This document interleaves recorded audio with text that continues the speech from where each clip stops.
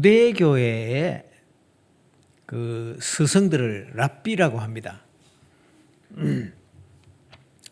유대교 랍비가 제자들에게 교육을 하기 시작하면서 물어봤습니다. 아무도 보는 사람이 없는 길에서 돈이 많이 들은 지갑 하나를 보았다면 너희는 어찌하겠느냐? 이렇게 물었습니다. 첫 제자가 저는 하나님이 주신 선물인 줄 알고 내가 잘 쓰겠습니다. 이랬습니다.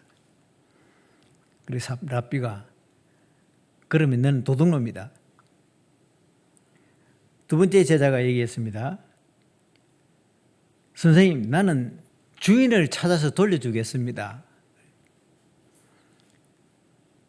그 주인 못 찾으면 못 잘래? 대답 못하는 거죠. 너는 바보다. 세 번째 제자가 얘기했습니다. 한 번도 그런 일을 내가 안 당해봤는데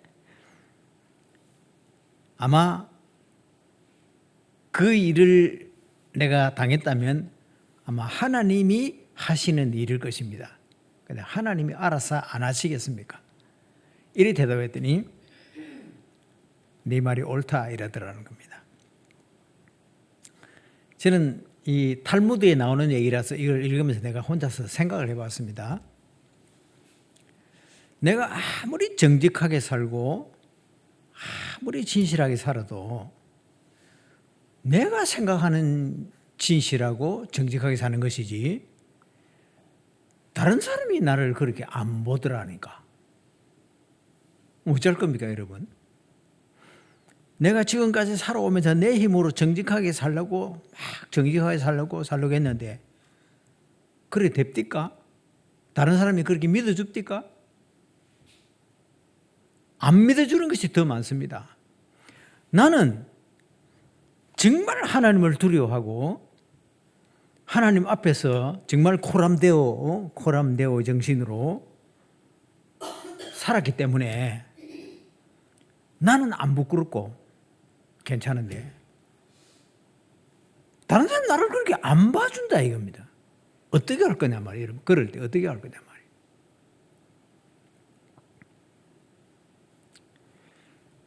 하나님이 내게 은혜 주시지 않으면 절대로 살아갈 수 없는 것이 이 세상인 겁니다. 내가 아무리 교회를 열심히 드나들고 믿음으로 산다 하지만 하나님이 내게 은혜를 베푸시고 하나님이 나와 동행해 주시지 않으면 나는 실패할 수밖에 없더라는, 실패하더라는 겁니다. 여러분, 저는 우리 친구들 사이에서도 저를 참 하나님을 두려워하는 사람이다 이런 말을 제가 듣고 살아온 사람이거든요, 지금까지. 그런데 제 목회 현장에서 교인들이 그렇게 안 여겨주는 교인이 있더란 말입니다. 그래서 내가 20년 하면 원로 목사가 되거든요.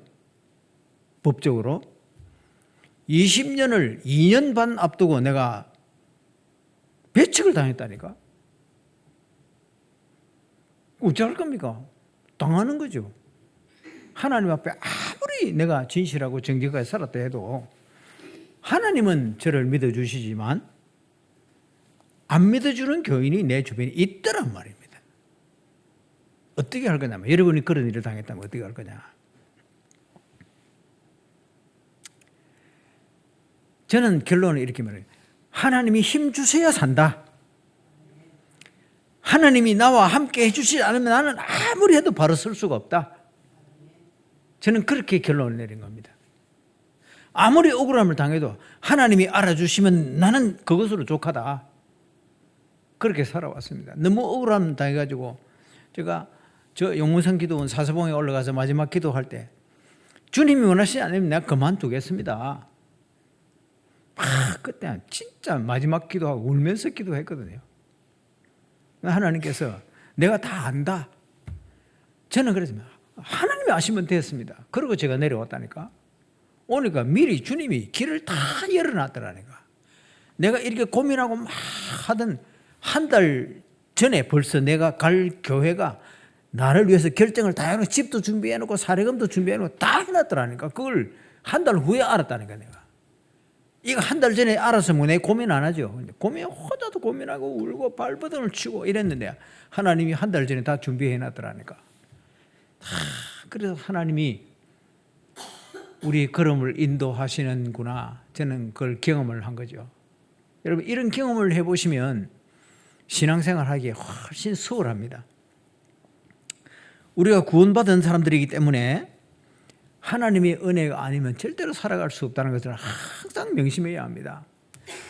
하나님께서 오늘도 내게 은혜 주시지 않으면 못 살아갑니다. 여러분 절대로 못 살아갑니다. 저는 오늘 우리 극동교에 오려고 아침에 우리 주차장에서 차를 시동을 걸어놓고 우리 집사람 보고 기도해라. 우리 기도하고 출발하자. 왜냐하면 내가 1시간 반을 운전해 와야 되니까. 여러분 1시간 반 운전이 절대 쉽지 않습니다. 그냥 똑바른 길로 오는 게 아니고 이 복잡한 도시를 거쳐서 이리 들어오는 게 1시간 반. 어떤 일이 순간에 일어나는데 아무도 모르잖아요. 그래서 같이 이제 기도하고 하나님 은혜로 무사히 예배 전에 도착해서 오늘 우리 극동교회 교회들과 같이 예배를 드리고 무사히 돌아올 수 있게 해주십시오 하고 저는 그렇게 기도하고 오늘 왔거든요. 하나님 은혜를 잘 왔습니다. 하나님이 함께 하시지 않으면 실패할 수밖에 없어요. 넘어질 수밖에 없어요. 하나님이 함께 하시지 않으면 내가 아무리 똑바로 서고 싶어도 똑바로 안 서진다니까요. 우리가 구원받는 하나님의 백성이기 때문에 모든 일을 하나님께 맡겨야 합니다. 그리고 하나님이 인도에 가시도록 맡겨야 되고요. 하나님이 인도하시는 대로 따라가야 되는 겁니다. 주님 이거 아닙니다. 지만 손해봅니다. 그거.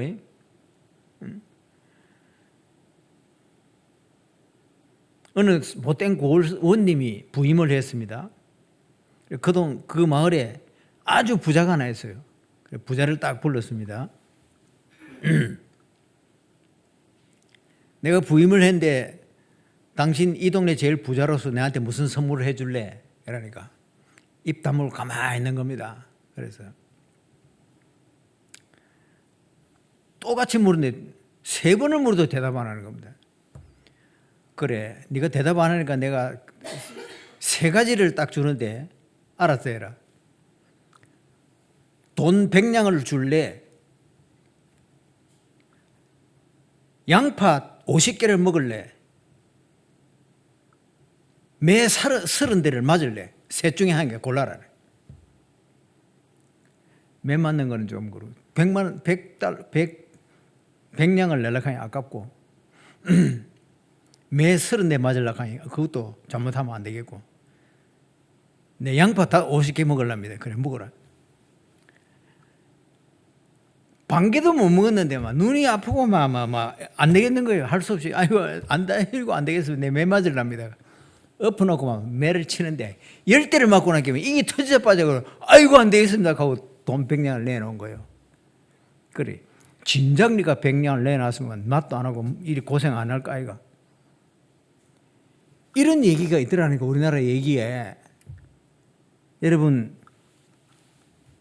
하나님이 좋은 말 하실 때 잘 들어야 되는 거예요. 잘못하면 돈 100냥 내고 얻어 터지고 죽을 고비를 넘기면서 돈 내고 기에서 집으로 돌아간다니까. 그런 사람 천재입니다. 우리가 평생에 하나님 뜻대로 살겠습니다 말은 걸어놓고 전부 지 뜻대로 하잖아요. 우리 교인들이 조심해야 돼요. 사실은 하나님은 뜻대로 하게 돼요. 그 강조점을 두는데 거기다가 딱 이랍니다. 주님 뜻대로 하십시오 하는 건 지 뜻대로 하는 거죠. 다 그러더라 하니까. 교인들 평생에 교회 같이 지나는 사람들 하나님 뜻대로 해가지고 그래 하는 사람은 별로 없더라니까. 별로. 대부분 지 뜻대로 하는. 그러다가 얻어 터지는 거야. 실컷 터지고 나서 뭐 교회 오니 안 오니. 하나님 내가 이래도 극동교회 집사입니다. 집사 묻자랐고. 지 뜻대로 하는 거면 집사면 뭐 할 건데 그 집사면. 지 뜻대로 하는 집사면 뭐 할 겁니까? 하나님 뜻대로 해야 되지.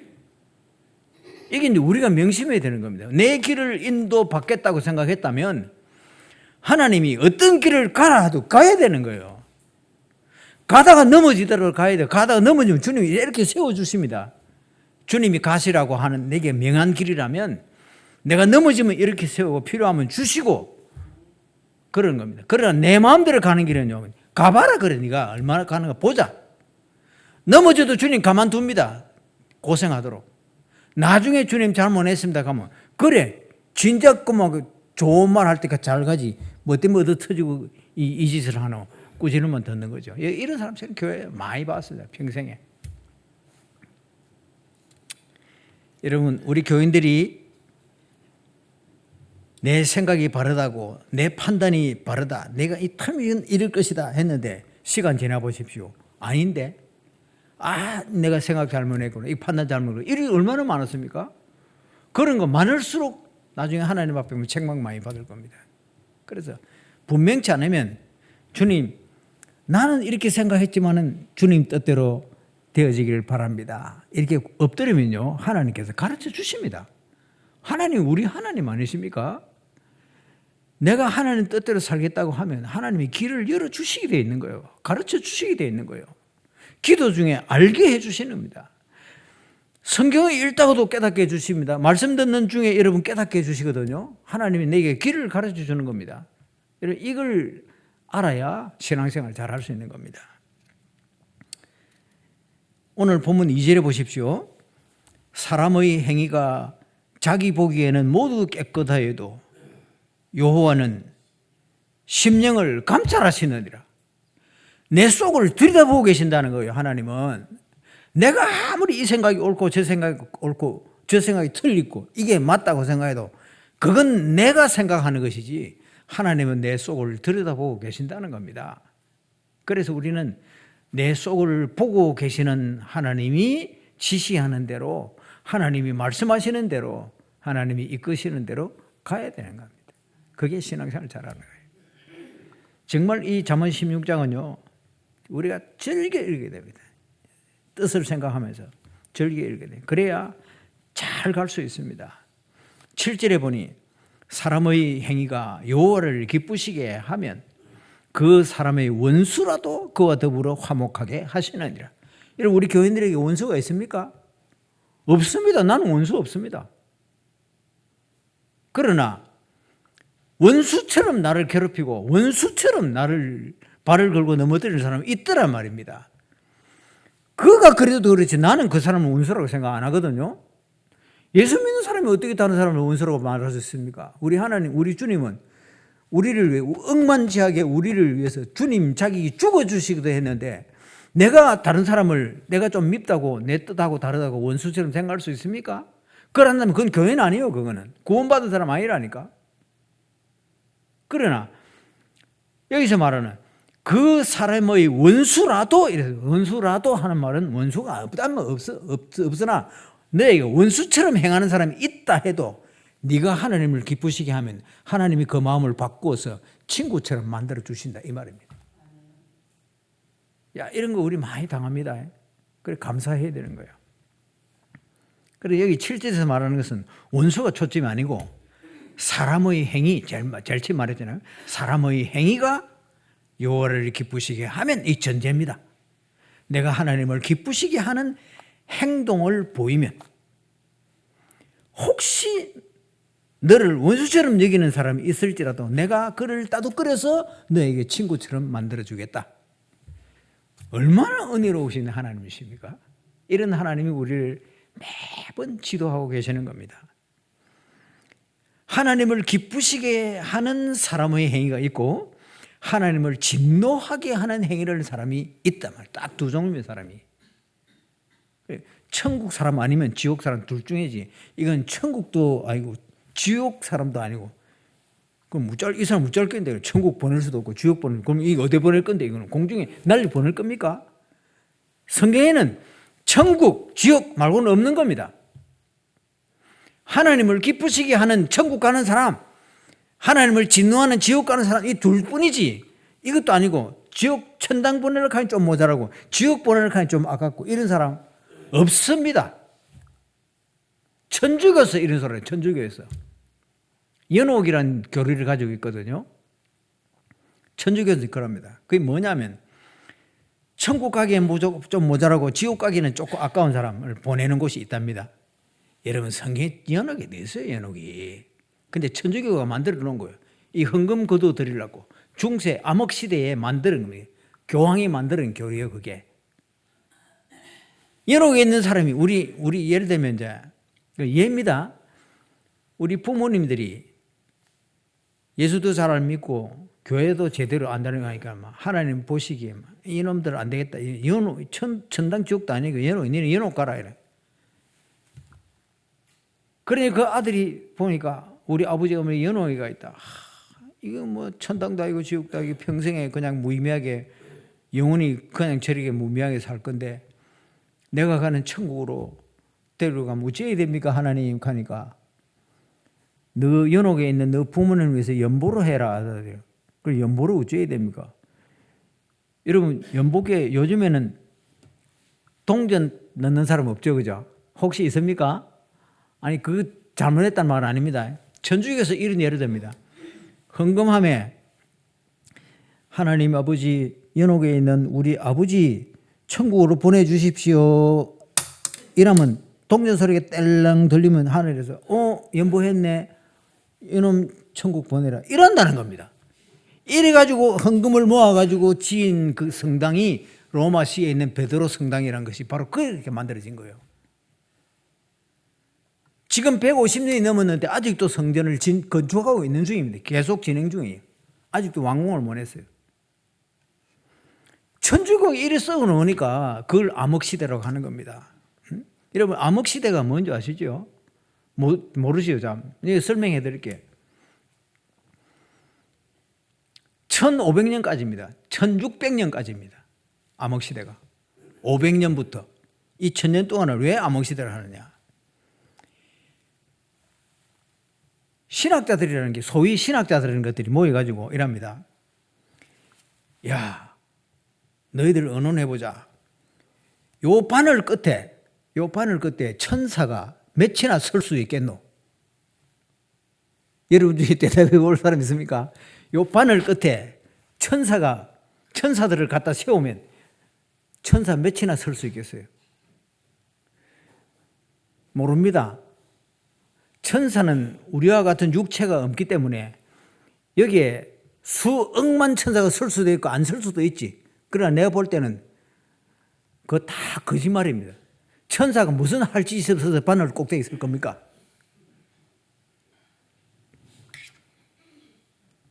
성찬식을 행하는데 떡을 들고 신부가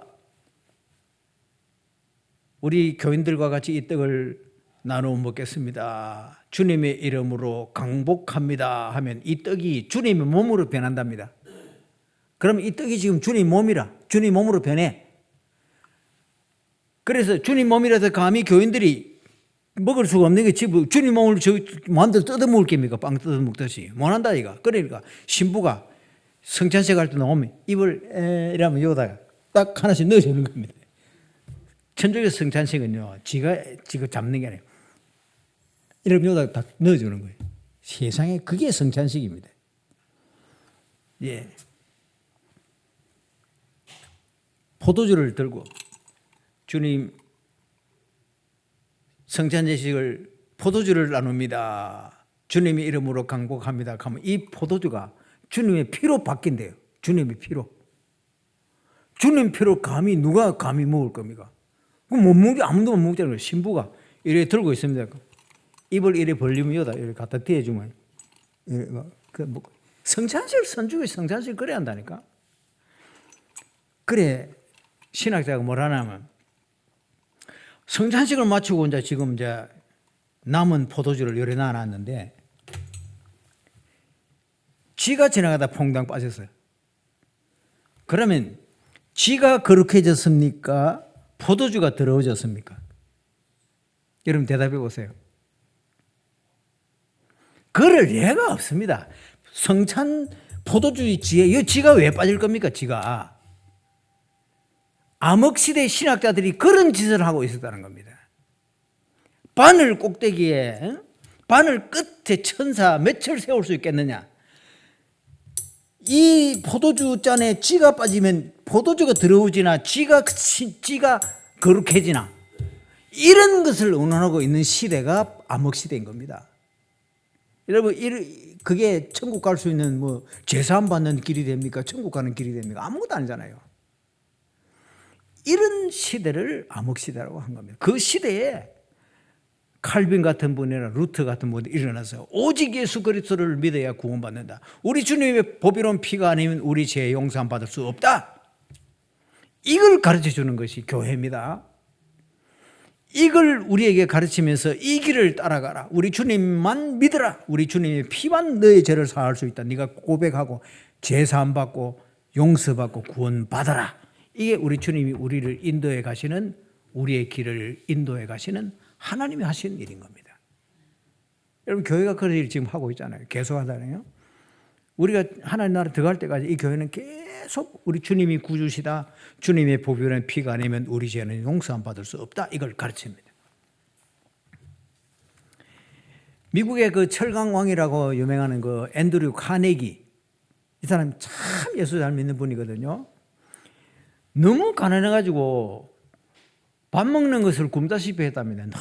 너무 어릴 때 가난했대요. 그런데 어머니가 시장에 갔는데 카네기가 따라간다. 그래서 할 수 없이 엄마가 이제 이 카네기를 데리고 시장에 갔는데 앵두를 막 산더미 같이 쌓아놓고 앵두를 팔고 있는데, 이 카네기가 지나가다 보면 앵두가 막 먹고 싶은데 엄마 앵두 좀 사주라고. 돈이 있어야 사주지, 못 사주잖아요. 여러분, 돈이 없어서 앵두가 먹고 싶어하는 아들을 못 사주는 엄마의 그 아픔이 여러분 알겠습니까? 저는 어디 가난한 시절에 굶어봤어요. 한번 굶어본 적이 있기 때문에 그때 어머니가 더 괴로워하더라니까. 저녁을 못 먹고 잠자리에 누워자는 아들을 보는 엄마의 그 아픔을 여러분, 우리 어머니들 한번 생각해 보십시오. 진짜 그 어머니 눈물을 제가 봤거든요. 그래, 이 앵두를 못 사주고 얘는 사달라고 하다가 더 이상 졸르지도 못하고 있는데, 앵두 주인이 보니까 이 아이가 이걸 먹고 싶어 하는 것 같아서, 얘야 너 앵두 먹고 싶나? 예. 한 점 집어가라. 얘가 가만히 있는 겁니다. 안 먹고 싶나? 먹고 싶다. 그럼 한 점 집어가라. 또 가만히 있는 거예요. 또 역시 가만히 있는 거예요. 그래서 이 주인이 손으로 그냥 이렇게 연복도 저 받으라 이래가지고 이 옷에 받은 거예요. 그런데 집에 와서 엄마가 물었습니다. 너 왜 아까 그 아저씨가 집어 먹으라 할 때 왜 안 집어 먹었나 하니까, 내 손보다 그 아저씨 손이 큰데 얘가 그걸 알은 거예요. 여러분, 이게 지혜입니다. 지혜. 여호와를 경외하는 자가 지식의 근본이라 하지 않았습니까? 여러분이 하나님을 잘 공경하면 하나님이 삶의 지혜를 주신다니까. 지혜와 지식은 다르거든요. 비슷한 것 같아요. 안 비슷합니다. 완전히 다릅니다. 지식은, 야, 이거는 플라스틱으로 만드는 볼펜이구나, 이렇게 해서 쓰고 이렇게 해서 끄는구나. 이건 지식입니다. 지식. 지혜는 뭐냐? 이걸 어떻게 하면 더 오래 쓸 수 있겠나? 이걸 어떻게 하면 더 잘 보존할 수 있겠나? 이거를 쓰고 잘 보관해야 되겠다. 요거는 지혜인 거예요. 어떤 할아버지가 언덕을 올라가는데 리어커를 끌고 언덕을 가는데 혼자서 막 힘이 부족했는데 옆에 아이가 지금, 야, 니 이거 좀 밀어주라. 미는 게 아저씨 그래. 야, 좀 세게 밀으라는 말. 그게 뭐냐는 거예요. 이놈 자식 밑에서 세게 밀어 올라갑니다. 이 언덕 빠지고 요 꼭대기 있어. 내려갈 때 어찌해야 됩니까? 잡아야 되잖아요. 세게 밀을 가는데 우세리 밀어빈 거예요. 그냥 꼭대기 있어요. 내려가는데. 이건 어찌 되는 겁니까? 내려갈 때 잡아주는 게 지혜인 겁니다. 지혜가 없는 요소, 밀어라 한다고 세게 밀어버리게 되는 거예요. 여러분, 지혜와 지식 이런 거예요. 우리가 하나님 말씀을 잘 배우면 삶의 지혜를 하나님의 순간순간 베풀어 주시는 거예요. 지식은 내가 공부하면 됩니다. 배우면 됩니다. 기술도 배우면 됩니다. 그러나 이 배운 지식과 배운 기술을 활용하는 것은 지혜가 있어야 되는 거예요. 그래 하나님이 우리를 야, 이 길이 똑바른 길이니까 이리 가라 이러면 끝나는 것이 아닙니다. 이 길을 잘 갈 수 있도록 하나님이 살필 수 있는 눈도 주고 판단할 수 있는 지식도 주고 더 잘 갈 수 있도록 좋은 친구를 만나게 해주고 이게 다 하나님이 하시는 일이에요. 그렇게 해서 가게 하시는 하나님이 우리를 인도하시는 하나님이시다 그 말입니다. 여러분 이 잠언 심정이 그걸 말하는 겁니다. 정말 중요한 얘기예요. 어떤 경우도 우리의 손은 작고 힘이 없습니다. 그러나 하나님의 손은 크고 위대하고 권능의 손이신 거예요. 이 하나님의 손에 맡기면 다 해결되는 겁니다. 오늘 우리가 주님의 이름으로 구하는 모든 것은 하나님이 그 큰 권능의 손으로 해결해 주시는 겁니다. 하나님이 만지시면 다 되는 겁니다.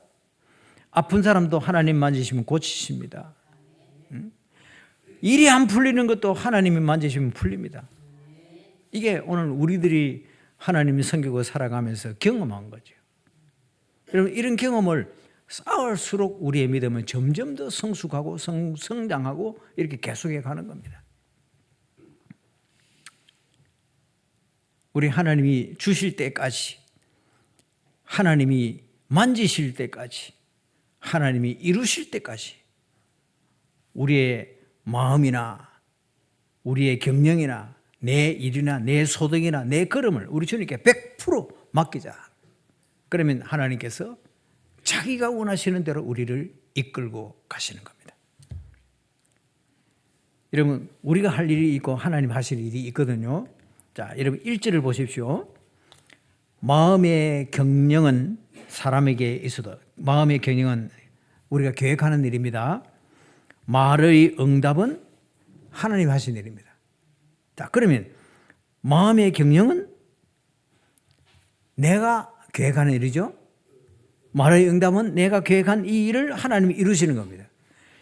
이게 합해서 하나님이 내 원하는 대로 되는 게 아니고 하나님이 원하시는 대로 이루어지는 겁니다. 여러분 우리 교인들은요, 내가 원하는 대로 되는 거 이거 기도 응답이다 아멘이다 천만의 말씀. 내가 원하는 대로 되어 보십시오. 여러분 내가 원하는 대로 되어지면 이 지구는요 대혼란이 일어날 겁니다. 어떤 어머니에게 아들이 둘인데 하나는 집신 장소가 하나는 우산 장소야. 이 둘 두고 어떻게 기도합니까? 하나님 우리 큰아들 집신 장소인데 오늘 해가 쨍쨍나게 해 주십시오. 쨍쨍나게 해 주십시오. 그럼 둘째 아들 굶어 죽으라고? 우산 장사인데 우산 못 팔잖아요. 그럼 이 어머니 기도 두 가지 다 들어주면 이 지구는 혼란이 온다니까. 그러니까 내 생각에는 오늘 날씨가 좋았으면 좋겠다. 이게 내 생각일 뿐이지. 하나님 오늘 이 날씨를 하나님 뜻대로 좋게 하시든지 비가 오게 하시든지 바람이 불게 하든지 하나님이 알아서 하십시오. 이래야 되는 거 아닙니까? 그죠?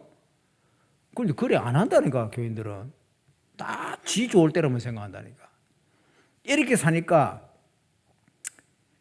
하나님 내가 그래도 걱정돼 집사인데 왜 이러십니까? 내한테 왜 이러십니까? 이런다 하니까 백날 그래 보시죠. 지 혼자 울다가 말지. 하나님 뜻대로 순종하면 하나님이 다 내게 가장 합당하고 가장 적당한 방법으로 내게 응답하신다니까. 이걸 경험하셔야 되는 겁니다. 너의 3절입니다. 너의 행사를 여호와께 맡기라. 여기 너의 행사는 지금 내가 하고 있는 일이죠. 그건 사람의 일입니다. 그리하면 하나님께 맡기면 네가 경영하고 네가 지금 일을 진행하고 있는 이 일도 하나님이 이루어 주신다. 여러분 하나님이 간섭 안 하면 내가 하던 일 그러면 내가 끝내야 되는 말입니다. 내가 끝내면 어쩔 겁니까? 내가 끝내면 내가 원하는 만큼도 안 될 때가 더 많은데 어쩔 거냐. 그러나 하나님이 원하시는 대로 하면 하나님의 손은 크시거든요. 내가 생각하는 것 상상도 못하는 일들을 하나님이 내 경영 속에 하나님의 방법대로 이루어 주신다는 거예요. 네, 이걸 여러분이 경험해야 합니다. 하나님 어떻게 인도해 가시는가 이제 구체적으로 조금 더 설명하겠습니다. 자, 첫째는 이제 1절입니다. 마음의 경영은 사람에게 있어도 말의 응답은 여호와께로부터 나오느니라. 그러니까 계획도 내가 하고 진행도 내가 하면 내가 책임져야 되죠. 그죠? 계획도 내가 하고 진행도 내가 한다. 이거는 내가 책임져야 되는 겁니다. 그러나 계획을 내가 하고 하나님 내가 이런 계획을 했습니다. 하나님께서 이 계획을 가지시고 일하시면 하나님 뜻대로 되는 거고 안 하시면 할 수 없지. 그런데 여러분 칼빈주의 원리라는 게 있습니다. 여러분 이 장로교가요 세계에서 지금 제일 보수교단으로서 제일 보수교단으로 이 지구 전체를 듣고 있는 이유는요 예정론이라고 하는 교리를 가지고 있기 때문입니다. 예정론이라는 말은 하나님이 이 지구, 이 우주를 창설하기 전에 벌써 이 지구에 오늘 우리가 살아갈 때 어떻게 살아가야 될 것인가를 다 이미 계획해 놓고 그 계획대로 진행해 오고 계신다. 이게 예정론인 겁니다. 그러니까 이걸 예정론을 가지고 내 계획을 생각하면 내가 계획을 세웠는데 예정론을 여기에 접하면 내가 세우는 이 계획도 하나님이 계획을 세우게 하신다. 여러분 기도하면서 생각해보고 하나님이 나를 붙들고 어떻게 일하시는 걸 쫙 깊이 생각해 보십시오. 하나님이 생각하게 하고 하나님이 계획하게 하고 계획한 일을 하나님이 진행하십니다. 이를 알게 됩니다. 이거를 세밀하게 풀어서 가르치는 교리 전체가 이 장로교를 덮고 있는 거예요. 이 장로교 교리에 그런 겁니다. 그런데 이제 이 예정론과 정반대되는 교리가 뭐냐? 알미니안이라는 교리인데요. 이 알미니안 교리는 99%는 하나님이 하시지만 1%는 내가 해야 된다. 1%와 99% 하나님과 합해서 일이 100%가 된다. 이래 믿는 겁니다. 그러나 여러분 순종 아시죠? 뭔지 순종 아시죠? 99% 순종과 99% 순종이 맞습니까? 100% 순종이 맞습니까? 성경이 말하는 순종이 어떤 게 맞습니까? 99% 순종, 그 중에 1% 불순종, 그건 불순종입니다. 100% 순종이 순종인 겁니다. 칼빈주의 예정론은 100% 순종을 말하는 겁니다. 나는 1% 불순종이라. 하나님이 99% 하나님이 하시면서 1%를 되게 하시는 겁니다. 순종하게 하셔서 100% 순종을 받으시는 겁니다. 하나님 이런 하나님이세요. 내 형편을 아시고 못 지킬 이 일을 내가 못 지킬 걸 알고 지키도록 일을 보태주어서 100% 순종하게 하시는 것이 하나님이 우리를 이끌어 가시는 방법인 겁니다. 여러분 그래서 우리가 위로받는 거예요. 주님 나는 비록 이렇게밖에 못했는데 주님 어떻게 합니까? 걱정할 필요 없습니다. 우리를 위해서 지금 계속 기도하는 분이 계시죠. 하나님 보좌 우편에서 우리 주님이 우리를 위하여 불철주야 지금 중보 기도를 하고 계시잖아요. 어떨 때는 내가 너무 피곤해서 새벽 기도 나와가지고 예배를 인도했는데 목사가 예배를 딱 인도했는데 마치고 기도해야 되는데 너무 피곤해서 잠이 들었던 거예요. 강단에 엎드려서 자고 있습니다. 그날 해야 될 기도를 어이구 눈 떠보니까 해가 중천에 뜨는 겁니다. 그럼 그날 기도에 어찌해야 됩니까? 여러분 괴롭죠? 괴로워하지 마세요. 그걸 아시고 하나님 보좌 우편에서 그날 내가 기도 못한 거 우리 주님이 대신 기도해 주고 있는 거예요. 그래서 우리가 이만큼 사는 겁니다. 만약에 우리 기도할 것 다 못하고 끝내면요 우리는 그날 못한 것 때문에 내가 무너져야 되는 겁니다. 그런데 하나님이 안 무너지고 살도록 붙들어 주시는 것은 그날 내 몫의 기도를 주님이 대신하고 있기 때문에 이렇게 존재하는 겁니다. 이런 걸 전부 생각하게 해주는 것이 잠언 16장인 거예요. 자, 두 번째는 3절입니다. 너의 행사를 여호와께 맡기라. 그리하면 네가 경영하는 것이 이루어지리라. 하나님께서 내 일을 하나님께 맡겨라. 그 일 내가 할게 맡기라. 지금 내가 사업을 계획해서 진행을 하려고 다 완벽하게 준비했는데 이거는 막 딱 진행하면 딱 되게 돼 있다 그랬는데 안 되고 넘어지는 사람 있죠. 왜 넘어집니까? 그래 네 마음대로 해봐라. 여러분 야고보서 있습니다. 어떤 사람이 도시에 가서 일을 위함해서 장사를 이러한 장사를 해서 일을 얼마나 얻으리라 계획했습니다. 그런데 뭐라 그랬습니까? 너는 안개와 같다. 너는 내일 일을 모른다. 나는 1년 동안 이런 계획을 세워서 이런 돈벌이를 하려고 이런 계획을 세웠지만 이 계획 속에 하나님이 개입을 안 한 거야. 지 혼자 한 거야. 그럼 네 혼자 해봐라. 아무것도 안 되는 거야. 아침 안개처럼 무너져 버리고 그냥 사라져 버린 거예요. 그걸요 경고해 놓은 것이 야고보서입니다. 잘 봐야 됩니다. 하나님 우리의 일을 내가 계획한 일이 있습니다. 이 일을 딱 진행하기 전에 하나님께서 하나님 내가 오늘 이 일을 하려고 합니다. 그래 그 일을 내게 맡겨라. 그래 주님 알아서 해 주십시오. 그리고 주님 결정대로 따르겠습니다 하면 우리 주님이 내가 계획한 이 일을 가지고 나를 이끌고 가시는데 오늘 이 일을 딱 해놓고 가만히 있다. 내가 하겠다. 이런 믿음이란 것이 하나님은 알아서만 다 해주셔서 알아서 하십시오. 알아서 하십시오. 그 믿음 아닙니다. 이건 내가 하겠습니다. 이것도 믿음 아닙니다. 이 일을 나는 계획했으나 하나님이 어찌하면 좋겠습니까? 하나님께서 일을 해보라. 어찌할까요? 이렇게 해라. 이렇게 해서 어떻게 진행할까? 내가 사람을 붙여줄게. 이런 모세를 애굽으로 보낼 때 4번 거절했습니다. 마지막에는 주님 나는 정말 말을 할 수 없고 입이 뻣뻣한 사람이 그럴 때 하나님이 진노하시면서 말 잘하는 네 형 아론이 있지 않느냐? 내가 그를 너에게 붙여줄게. 지금 애굽에서 그를 네에게 만나라고 불러놨다. 모세를 만날 때 벌써 일주일 전에 아론을 이리로 보내놓고 있는 중입니다. 모세는 모르고 얘기하는 겁니다. 지금 형이 지금 오고 있는데 하나님은 아론을 불러놓고 있는 중이에요. 주님 정말 보낼 자를 보내십시오. 나는 말을 못하는 자입니다. 그럴 때 사람이 입을 누가 만들었느냐? 내가 만들지 않았느냐? 말 잘하는 네 형 내가 불러놨다. 너를 보면 기쁘게 너를 만날 것이다. 너는 그에게 내 말을 전해주면 네 형은 네 말을 들은 것을 가지고 바로를 굴복시킬 거다. 주님이 가르쳐 줬어요. 그러니까 여러분 내가 계획했다고 탕치고 있으면 안 돼요. 하나님께서 이 일을 진행하시도록 기도하고 하나님 뜻을 기다려야 됩니다. 그러면 착오 없이 하나님은 실수하지 않으시는 분입니다. 계산착오, 시행착오 안 하는 분이십니다. 자기 뜻대로 우리를 가장 하나님의 뜻에 합당하도록 이끌어 가시면서 경험하게 하고 누리게 하고 세워서 높임받게 하고 우리 하나님의 이름으로 명하여 다스리게 하시는 겁니다. 중요한 것. 어떤 사람이 이 탈무드에 나오는 얘기인데요. 어떤 사람이 오아시스를 만났습니다. 사막에서.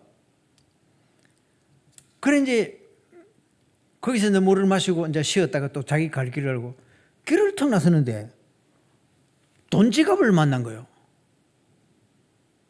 그래 이 사람이 돈 지갑을 들고 떠났습니다. 그리고 이제 이제 이 사람이 돈 지갑을 주웠다는 것은 돈 지갑을 흘린 내보다 앞선 사람이 하나 있었단 말이죠.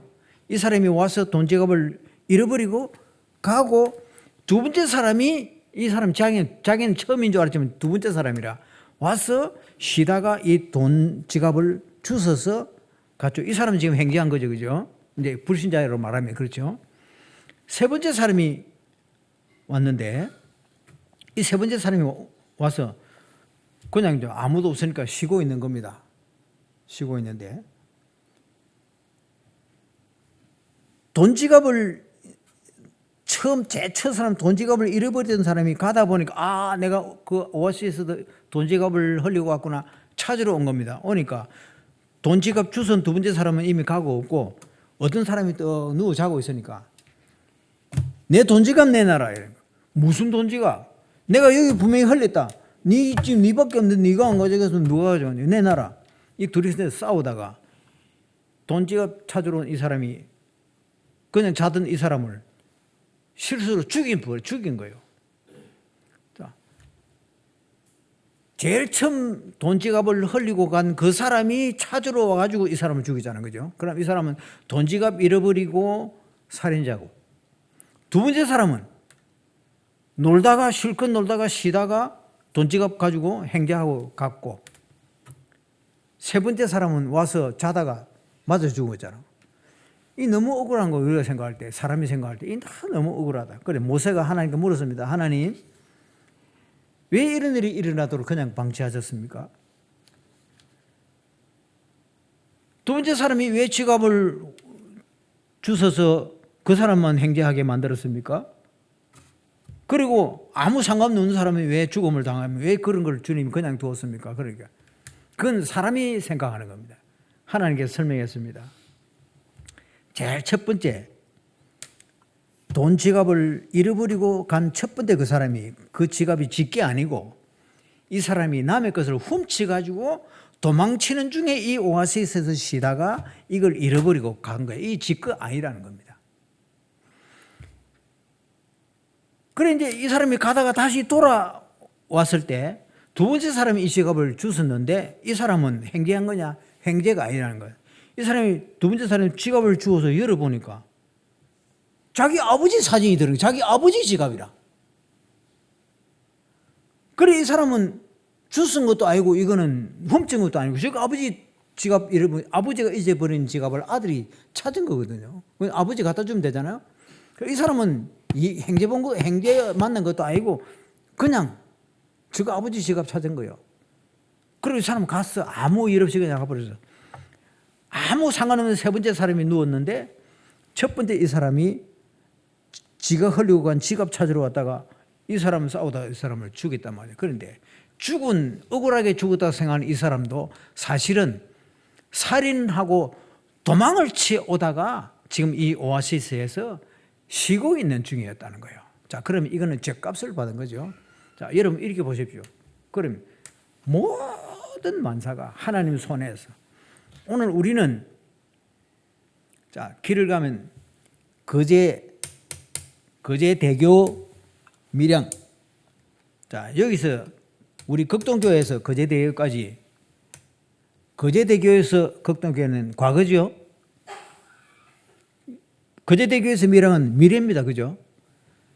내가 사람이기 때문에 현재, 과거, 현재, 미래가 있습니다. 그러나 하나님 위에서 보실 때 과거, 현재, 미래가 있습니까? 항상 현재입니다. 하나님은 온 우주 만물에 항상 현재예요. 우리가 생각하는 2000년 전, 3000년 전이지 하나님의 눈에는 지금이요.